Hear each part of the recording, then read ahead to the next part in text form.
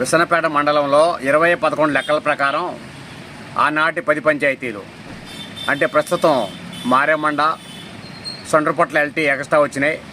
అయితే ఆనాటి లెక్కల ప్రకారం లెక్కేసుకుంటే సండ్రపట్ల 633 గడపలు ఉంటే మొత్తం జనాభా 2839 మంది ఉండేవాళ్ళు.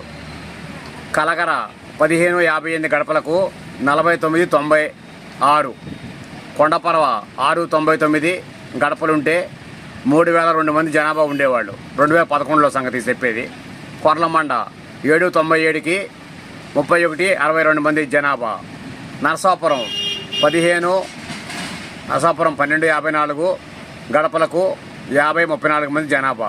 పుట్టాల 2234 గడపలకు 9077 మంది జనాభా. తాతకుంట్ల 1005 గడపలకు 4193 జనాభా. తెల్లజావరపల్లి 831 గడపలకు 3191 జనాభా. వేమిరెడ్డిపల్లి 1091 గడపలకు 4574 జనాభా. విసనపేట 3976 గడపలకు 2011 లెక్కల ప్రకారం 16,704 మంది జనాభా లెక్కల్లోకి వచ్చారు. ఆనాటి పరిస్థితి ఇది.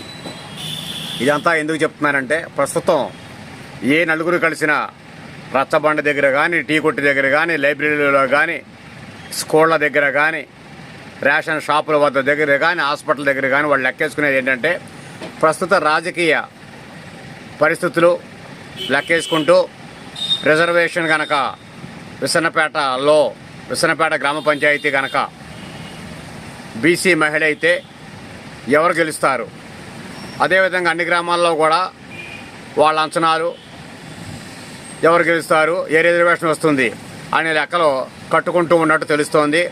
అయితే మరి ప్రస్తుతం తెలుగుదేశం పార్టీ గెలిచే ముందు 6 నెలల ముందున్న ఊపు ప్రస్తుతం తెలుగుదేశం పార్టీకి ఉన్నదా లేదా అనే దాని మీద చర్చించుకుంటున్నారు. మరి వాస్తవాలు ఇంకా తెలియవలసి ఉంది.